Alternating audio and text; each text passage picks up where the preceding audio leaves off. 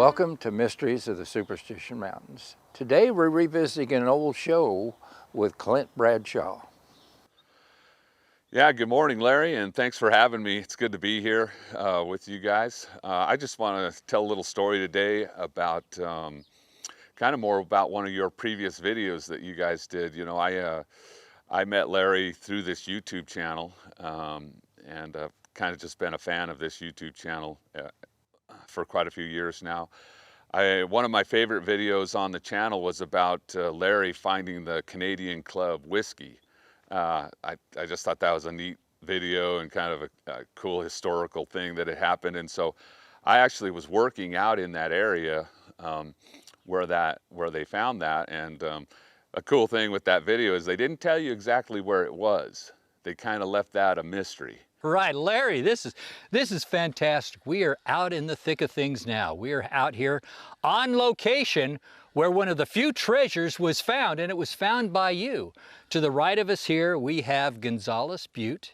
Behind us, we have Weaver's Needle and the old Apache Trail. We're inside of that, and yet we are at a historic site. Let's go take a look here because we even have a marker to mark where you found one of the lost treasures, one of the only treasures out here that's actually been found. I actually downloaded the video on my phone, took some still shots, took some still photo shots of that, and was holding up where Larry and I think it was Charlie at the time were standing, and was trying to figure out where exactly they were out there, you know, in the Superstitions off of Highway 88, because they said that as much in the video where they were. And so I kind of had narrowed it down, but it took me 3 times going out there to actually find the old sign and to find, and there's still the hole there where the Canadian Club whiskey had been buried. And so I finally did eventually find it. When I saw the sign, obviously it was all shot up. The writing on it was all rusted off. You could maybe see 1 or 2 letters. It had been shot full of bullet holes.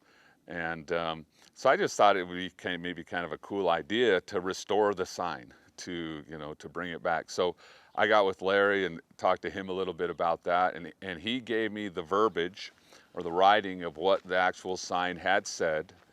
And so I got that, and then I kind of sat on the idea for a while, and then just this year when the weather got good, I thought, you know what, I'm gonna go ahead and finish that project of restoring that sign. So I got with Larry and talked to him a little bit about it, and we kind of refined what the sign had said, and tried to get as close as we could to what the actual sign had said back in the day when it was put in there in 1978.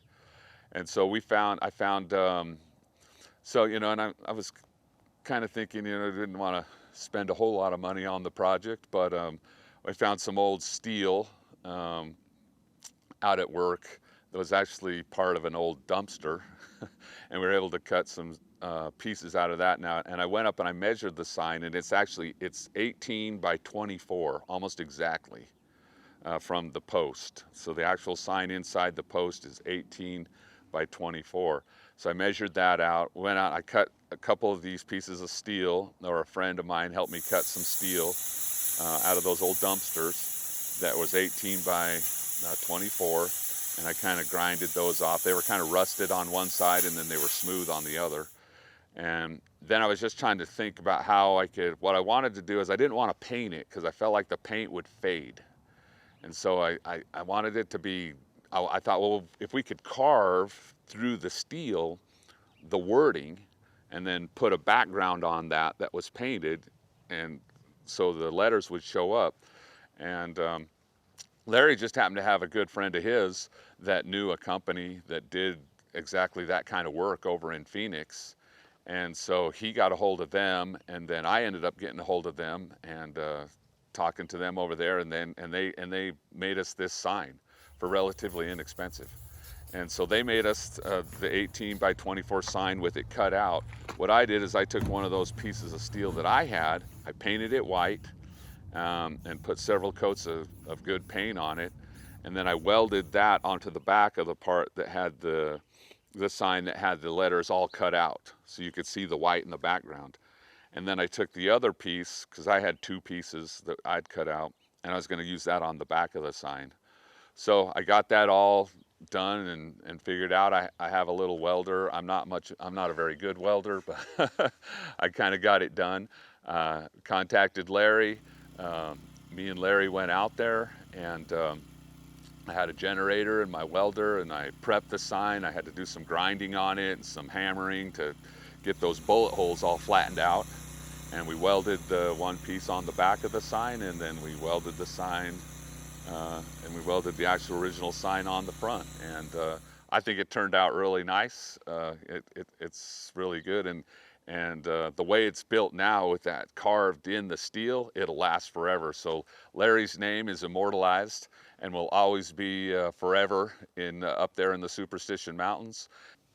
He really liked it. I think he thought it was great. You know, I think he's a very humble man, so it's, you know, it's not like that he was looking to have his name carved in there and immortalized on there, but I think it needed to be done because of his historical knowledge and how quickly he had found that case of whiskey that was buried up there is significant, and that it's a good story, and it you know, shows how awesome the history of Arizona is and how many cool things there are in the Superstition Mountains. And so, you know, I think he really liked it, and I was glad to do it. All right, so here we are on site of the sign restoration. You can see my foot's here in the hole where the actual case of the Canadian Club whiskey was buried, where Larry found it. You can see the restored sign here. I'll just read you what the sign says. This is what Larry said that the original sign said, and we tried to stay as historically accurate to it as we could, but it says, "On this site, in March of 1978, a case of world-famous Canadian Club whiskey was buried. It was hidden as part of a worldwide hide a case ad campaign. Using the clues given, which were also the clues leading to the Lost Dutchman gold mine, local resident Larry Hedrick found the case on November 7th, 1978. All right, folks, so we'd just like to invite everyone to come out and explore. We're not going to tell you exactly where the sign is, but come on out here to the Superstition Mountains, and of course, you know, be safe and bring plenty of water and come in a good time of year. Come and find the sign, come and admire it. We just ask you please to respect it as a historical marker and not to deface it in any way. And we've also put a code on it you can scan, and that'll give you more information about the history of this cool sign and this cool story, and realize that it's a cool part of the lore of the Superstition Mountains. Thank you for watching this episode of Mysteries of the Superstition Mountains.